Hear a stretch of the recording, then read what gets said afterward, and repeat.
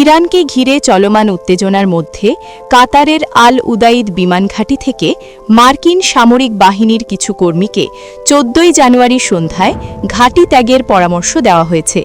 বার্তা সংস্থা রয়টার্স ৩ জন কূটনৈতিকের বরাতে এই তথ্য জানিয়েছে। ইরানে চলমান বিক্ষোভ পরিস্থিতি এবং সে বিষয়ে যুক্তরাষ্ট্রের হস্তক্ষেপমূলক সতর্কবার্তার প্রেক্ষাপটে এই খবরটি সামনে এলো। একজন কূটনৈতিক রয়টার্সকে বলেন, এটি কোনো নির্দেশিত বা বাধ্যতামূলক স্থানান্তর নয়, বরং একটি সাধারণ পরিবর্তন। তবে তিনি আরও জানান, এই সিদ্ধান্তের পেছনে কোনো নির্দিষ্ট কারণ রয়েছে কিনা সে বিষয়ে তারা নিশ্চিত নন। এ বিষয়ে দোহার মার্কিন দূতাবাসের পক্ষ থেকে তাৎক্ষণিক কোনো মন্তব্য পাওয়া যায়নি। আল উদাইদ বিমান ঘাঁটি মধ্যপ্রাচ্যে যুক্তরাষ্ট্রে সবচেয়ে বড় সামরিক ঘাঁটি।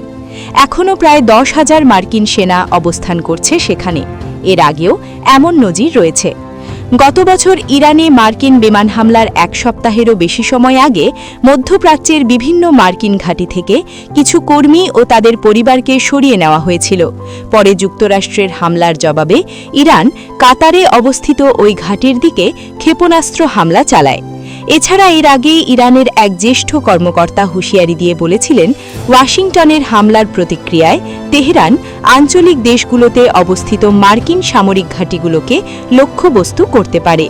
রাজধানী দোহার বাইরে মরুভূমি এলাকায় অবস্থিত প্রায় ২৪ হেক্টর আয়তনের আল উদাইদ ঘাঁটিটি মার্কিন সেন্ট্রাল কমান্ডের অগ্রবর্তী সদর দপ্তর হিসেবে ব্যবহৃত হয়। এই ঘাঁটি থেকেই পশ্চিমে মিশর থেকে শুরু করে পূর্ব কাজাখিস্তান পর্যন্ত বিস্তৃত অঞ্চলে যুক্তরাষ্ট্রের সামরিক অভিযান পরিচালিত হয়।